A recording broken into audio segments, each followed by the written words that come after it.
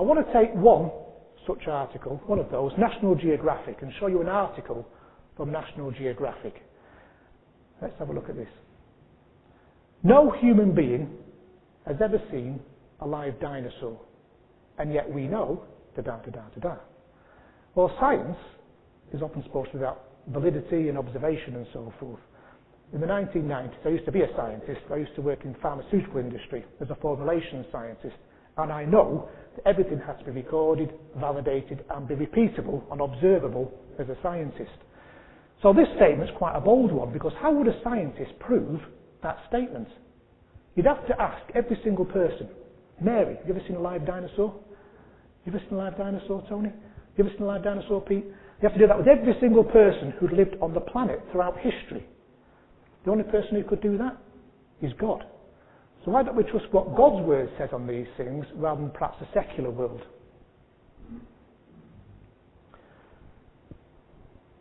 A lot of people, when it comes to, if dinosaurs were created in creation week on day 6 along with the animals, which is what the Bible tells us, wouldn't that mean that T-Rex was romping around in the Garden of Eden?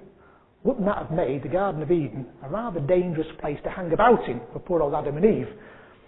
Well, no, because of course things were different then, because we're told that sin and death entered the world after Adam when he first sinned. And God tells us that in the beginning, we were eating seeds and fruit and so forth. We're vegetarians. Ultimately, all the animals and mankind was vegetarian at the beginning. We became meat eaters after the flood. So, in the beginning, things were different. I don't know if you saw Frozen Planet last year, which was quite an interesting programme. In the summer months, the polar bears love the berries. You know, they've got perfect jaws and so forth and tongues for raking the berries off the trees. We can look at something's teeth and assume it has to be made for eating meat and killing, when you look at something's teeth, like T-Rex, for example. But have you ever carved a large pumpkin, or large fruit and veg like melons and so forth? What do you use to carve those things up with? A large sharp knife, don't you? So the teeth can be perfectly adaptable for that. If you ever watch the brown and black bears, for example, eat the berries, they clamp the teeth around the brush and they rake off the berries and have a good chomp on them. They've got perfect mouths for raking those berries off the leaves. Yes, they eat meat now, but perhaps they didn't in the beginning, which is what the Bible tells us. So something's teeth doesn't have to mean it was actually eating berries and so forth. It was actually eating meat. Okay. Again, in the beginning, everything was very good. No death, no carnivores, etc. God's will's quite clear on that. So how do we know about the dinosaurs? Well, from the fossil records. We found the fossils, which of course are evidence, facts. You can't deny those. They're there. We know they exist. Now again, because this has happened in the past, any scientist will tell you, any honest one, you have to make interpretations and assumptions based on things you have never observed. That's simply a scientific fact. You have to make an awful lot of assumptions when you've never observed something living, those bones living. So there's an awful lot of assumptions being made, and any honest scientist will tell you that. So, I'd like to have a bit of fun for a few moments, and let's play paleontology ourselves for a few moments. So we'll have this side versus this side. Okay? You up for that, Nancy? Okay. So, I'm going to show you a skull. So this side first, you get first go on it as to what you think it might be. Okay? Here we go. Any thoughts?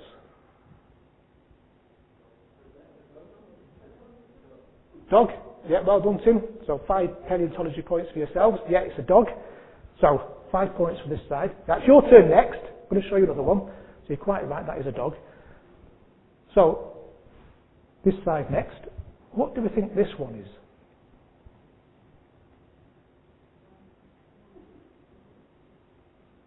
Any thoughts on that?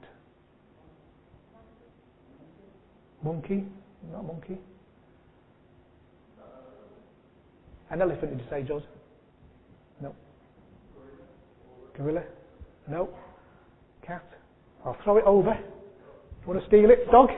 You know what sort?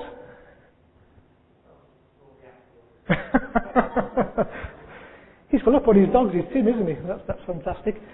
Well, it is a form of dog, it's a chihuahua.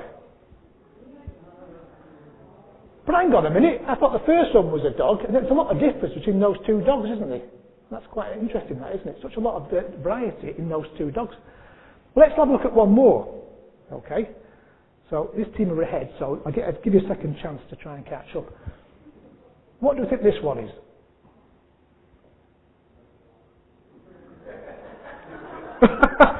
Oh, you can't fool him a third time, can you? He's getting the hang of this. Do you know what sort of dog? Bulldog. Yeah, Tony's got it. It's a bulldog. Yeah, you're quite right, it's a bulldog. But again, a lot of difference between those sets of skulls, isn't there? Now, imagine for a moment you've never ever seen a dog. You've never seen those animals. You've only ever seen the skulls. Okay? There are two ways of looking at those skulls. So, interpreting the fossils. You could either say, wow, as a Christian, is that one of God's kinds, the dog kind, and there's variation between the kinds, in other words, natural selection, variation between those kinds. Or you could say, as an evolutionist, wow, did that one grow up to be that one, to grow up to be that one, in a single lifetime, juvenile, teenager, adult, or did that one evolve into that one, over millions of years? You could easily put that interpretation on it. There's an awful lot of interpretation goes on if you've never seen those animals. Natural selection or evolution. Now, evolutionists try and claim natural selection for themselves. That's not true. Natural selection is variety between the species. God gave us an awful lot of genetic information. So let's say the master of dogs was wolves, a pair of wolves. You can breed from those wolves, over generations, lots of different species of dogs. Like your Alsatians, your poodles, and all of those things, chihuahuas and so forth, and bulldogs. What you cannot do is breed a chihuahua back into a wolf. Because once that information is gone, it's gone. You cannot go the other way. So it's losing information every time you do that. Whereas evolution tells us, through evolution, we gain information by chance random mutations. It's like typing out a document, making a copying mistake, a typo, and improving the quality of that document every time you make a typo. It simply doesn't work, does it? You lose information every time you make a mistake. But anyway, that's about natural selection or evolution. And biblical farmers, ever since cattle were around, would have known that if you breed your certain cattle, you've got to improve the milk yield or the honey yield of bees and so forth. That's natural selection. It is not evolution. Now I'm going to show you one more. And this time, Tim, it's not a dog. Okay? Any idea what this might be? Saber-toothed tiger? Any others? Any other guess? A walrus? Before? You're being very sharp there, Nigel, working out the teeth patterns. Okay. All good guesses. It's actually, and you can Google this, it still exists, it walks around the planet. It's a Chinese water deer. Let's just read for a moment what a Chinese water deer is. The Chinese water deer is a small cervid deer, native to the regions of China, Southeast Asia, and has been introduced into Europe. You can Google them, they're still around. The water deer is a browser, feeding mostly on leaves, berries, saplings, and other plant parts. It's a vicious, saber-toothed plant eater. That's what it is. You want to see what a Chinese water deer looks like? Oh, isn't it lovely? You could put any interpretation, if you've never seen a Chinese water deer you like, on that skull, couldn't you? Imagine those fangs were designed to kill other things. It's like a movie trailer. Like, let's say, Bambi. You could put that, that voice you get over on trailers and so forth, it put a spin on a particular trailer. Bambi. Bambi was an innocent, loving deer. And then one day they killed his parents. They pushed him too far. So he grew 6-inch fangs and decided to fight back. You can put any kind of story you like, can't you, on those fossils. It's quite remarkable. So, how do fossils form? Because that's where, again, evolutionists conflict with creation scientists. How do fossils actually form? Bless you. Well, here's a good example. This is a fish, for example. This is how, again, long ages say that fossils are formed, evolutionists. There's your average fish, it's swimming along. It dies, so it goes to the bottom of the ocean bed. It then is slowly and gently covered by mud and silt over years. And then it becomes a fossilised fish. However, you don't tend to get details like this over a slow and gradual fossilisation process. That kind of detail. And here's an even better one. There's a fish that was actually caught out partway eating its meal. That's got to have taken something rapid to have created that fossilisation process. There's no way that could have happened slowly and gently over many, many years. The best way of describing that as a fossilisation process is something like underwater turbidity currents. It's like a volcanic eruption underneath the sea. It's rapid and it fossilises instantly. Now, of course, we can't see under the sea, generally speaking, so we may be more familiar with the land version of that, which are volcanoes, pyroclastic flows, which travel at motorway speeds and instantly turn things into rock and so forth. Things like a car in this particular example, trees, people, you name it, all sorts of things can get fossilised instantly. Remember Pompeii, AD 79, many, many years ago? Vesuvius erupted and the whole city was covered in a pyroclastic flow. Now, they've only recently dug that out in the last couple of 100 years or so, but look at the detail that preserved in Pompeii. Looks like a modern-day street, doesn't it? Of course, there are people fossils in there, there are dogs fossils in there that look like yesterday, really. They look relatively young because they've been fossilised perfectly by that pyroclastic flow. It's kept it trapped in time. That's how we can get fossils preserved quite quickly. So where did the fossils come from? Now, there are two ways again of looking at this. You could say from a global flood, from a biblical perspective, because that's recorded. Or you could say from an anti-biblical perspective, where they were laid down over millions and millions of years gradually and so forth as those layers gently settled. And of course, creation scientists believe in what they call a global flood model of geology. Rather than those layers getting laid down gently over years and years and years, you can get exactly the same effect by rapid flooding, like Mount St. Helens and so forth, with sort of similar effects.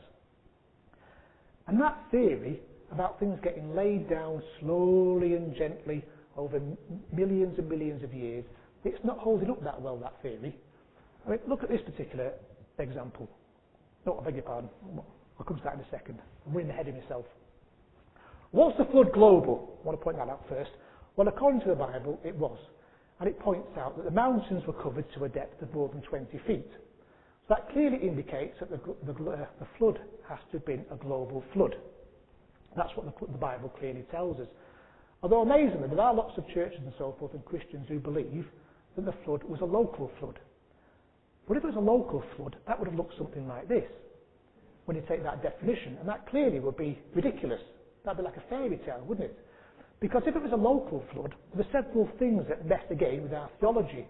One, why put the animals and the birds onto the ark? Especially the birds, because they could simply have flown thousands of miles onto land if necessary. They do that every year with migration patterns. And two, God promised He would never destroy the world again by flood. So if it was a flood, if it was a local flood, we've had local floods since. Japanese tsunami and so forth, you name it. That meant that would have been untrue. And that, of course, God cannot tell lies. So clearly it has to have been a global flood. Okay. And of course the mountains as they were then were different to how they are now. Because when the global flood took place, it wasn't simply a case that it rained for 40 days and 40 nights. It was also described in the Bible that the great fountains of the deep burst open.